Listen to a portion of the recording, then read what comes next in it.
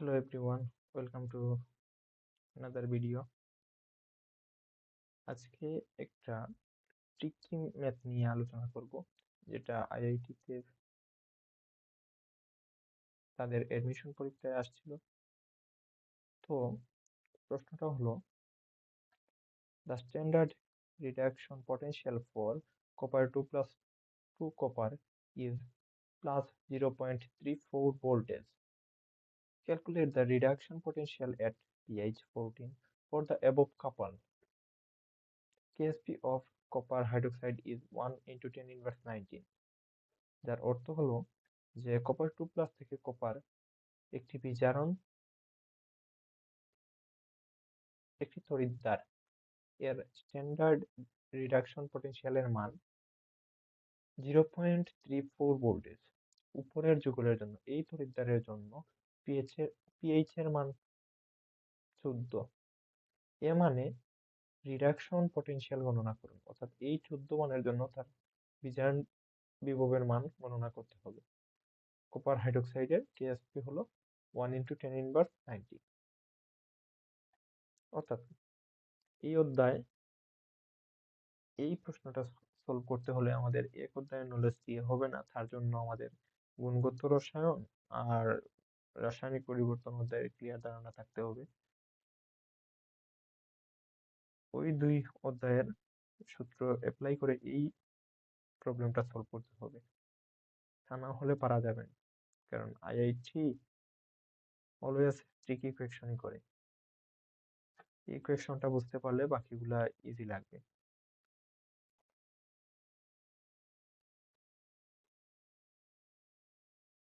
তাহলে এখানে দেওয়া আছে pH is equal to 14, আর রাসায়নিক পরিবর্তন অধ্যায়ে আমরা জানি pH plus POH is equal to 14। এখান থেকে আমরা POH এর মানটা বার করব, অর্থাৎ POH is equal to 14 minus pH। তাহলে POH সমান আমরা মান পেলাম 0। তাহলে POH is equal to আমরা আবার জানি যে মাইনাস হোক OH মাইনাস। তাহলে এইখান থেকে OH মাইনাস এর মান আমরা, অর্থাৎ OH মাইনাস এর ঘনমাত্রাটা আবার আমরা বের করব। অর্থাৎ এই মাইনাস লবকে এই পাশে নিলে 10 ইনভার্স 0 লেখা যায়, অর্থাৎ 10 ইনভার্স 0 মানে অ্যান্টিলব। এই অ্যান্টিলবকে অনেক ক্যালকুলেটরে সরাসরি করা যায়, তার জন্য আমরা শিফট তারপর লগ প্রেস করে মান বসালে অ্যান্টিলগের মান পেয়ে যাব। তাহলে এখান থেকে আমরা OH মাইনাস এর ঘনমাত্রা পেলাম 1 মোলার। তাহলে আমাদের এখানে দেওয়া ছিল কপার হাইড্রোক্সাইড। তাহলে কপার হাইড্রোক্সাইড বিয়োজিত হলে কপার 2 প্লাস আর 2 OH মাইনাস আয়ন উৎপন্ন হয়। তাহলে তার জন্য দ্রাব্যতা গুণফল, দ্বিতীয় অধ্যায়ে দ্রাব্যতা গুণফল বলতে আমরা বুঝতাম যে আয়নের উপযুক্ত ঘাত সহ আয়নের গুণফলকেই বলা হয় দ্রাব্যতা গুণফল। তাহলে এখানে কেএসপির মানটা বসাইলাম। এখানে OH মাইনাস এর ঘনমাত্রা আমরা 1 পেয়েছিলাম, তো এখান থেকে কপার 2 প্লাস আয়নের ঘনমাত্রা বের করে নিলাম, অর্থাৎ 10 ইনভার্স 90। আবার এখানে আমাদের তড়িৎদ্বার দেওয়া ছিল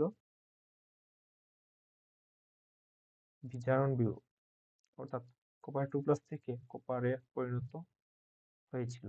তাহলে কপার 2 প্লাস যে আয়নটা, সেটা দুইটা ইলেকট্রন গ্রহণ করে কপারে পরিণত হয়েছিল, যার বিজারণ বিভবের মান দেওয়া ছিল প্লাস 0.34 ভোল্টেজ।